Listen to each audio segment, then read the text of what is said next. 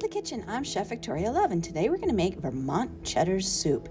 This is so good on a cold winter day. We're going to use Cabot, seriously sharp cheddar cheese, and we're going to grate it ourselves. So let me get my mise en place together, and I will show you how to make it. Please click like and subscribe so we can bring you more recipes. Thank you. All right, we've got our pot on the stove. We've got the 2 tablespoons of butter, 2 tablespoons of olive oil, and I'm going to turn this up onto sort of like medium high. Get this warmed up. When the butter's melted, we're going to add in our onions and saute them until they're translucent. Woo! There we go. Stir this with my wooden spoon. And keep stirring it every so often. This might take a couple minutes, so we'll come back. All right, now our onions are beautifully translucent and a little golden, so let's add in our celery and our carrots. And we're going to cook them until they are nice and tender. All right, so now we're going to add in a 1/4 cup of flour, and this will be a thickening agent, but we need to cook it first. All right, so we're going to just sprinkle that over our vegetables and keep stirring it. And we're going to do this for about 2 minutes. All right, so you can see that the flour has darkened, and we've cooked off the raw flour. And now we can add in our chicken stock. Now we're going to continue to stir it with our wooden spoon.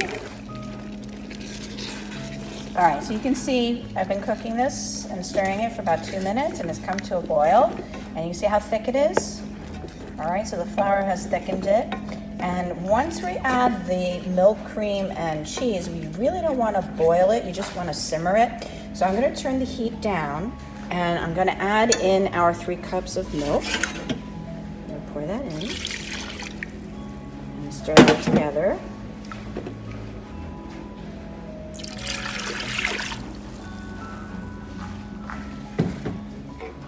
And here is our cream. Get that in, and then we're going to use the immersion blender to puree it all.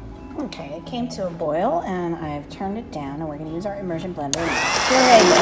Add in our salt and pepper, and then we're going to gradually add in some of the cheddar cheese. And again, do this over low heat. You do not want it a rapid boil, or even as to come to boil now that you've got all the cream and you're adding in the cheese. So please keep this on a low heat and keep it at a simmer. And then gradually add in your cheese. Here's our beautiful finished soup. Little bits, little flecks of the carrot in there. All the cheese is melted. I'm going to ladle into my bowl. And